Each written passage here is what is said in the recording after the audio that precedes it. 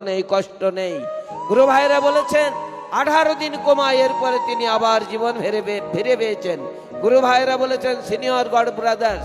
এবং আমি মায়াপুরে ছিলাম, 3 জন বৈদ্য এসেছে সাউথ ইন্ডিয়া থেকে, যে আপনি বাইরে যাবেন না? বলে আর বাইরে যাবেন না? বলে কালকে বলবো যাব কিনা। প্রভাতে উঠে বললেন যে আমার প্রতি প্রভুপাদের নির্দেশ, তুমি আজকেই রাশিয়া যাও। রাশিয়া চলে গেলেন। ওই বৈদ্যদের কথা, বৈদ্য মানে ডক্টর, আয়ুর্বেদিক ডক্টর, তাদের কথা শুনলেন না।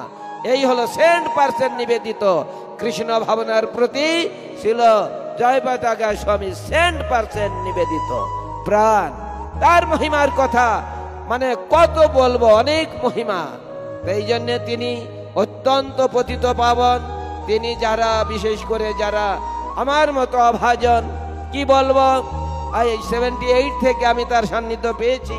আমি কোনোদিনও দেখি নাই যে তার মানে কোনো ক্রোধ আছে, রাগ আছে ভক্তদের প্রতি, বরং একটা দরদ।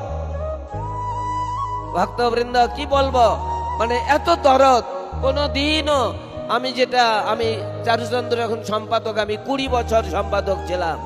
একদিন একজনের বিষয়ে আমি গুরু মহারাজকে বলেছিলাম যে এই ভুল করেছে, সেই ভুল করেছে, উনি একেবারে শুনলেনই না কথাটা। এরপরে আমি যেটা শুনেছি যে না, উনি কারো নিন্দা শুনতে চান না, কোনো ভক্ত নিন্দা, অন্য কোনো গুরু নিন্দা, কারো নিন্দা উনি শুনতে, এমনকি অন্য কোনো গুরু যদি হয় তারও না। তখন থেকে আমি বুঝতে পেরেছি না, ওনার কাছে আর কারো নিন্দা করব না। কিন্তু দুঃখের বিষয়, সেই কণ্ঠ এখন বাকরুদ্ধ, চলছে না। একটু আগে ভাষণ হয়েছিল, বোঝা যায় না, অস্পষ্ট, অন্য কাউকে অনুবাদ করে দিতে হয়। এই জন্য যদি ভক্তবৃন্দ এমন একজনের চরণ তলেই যাওয়া উচিত।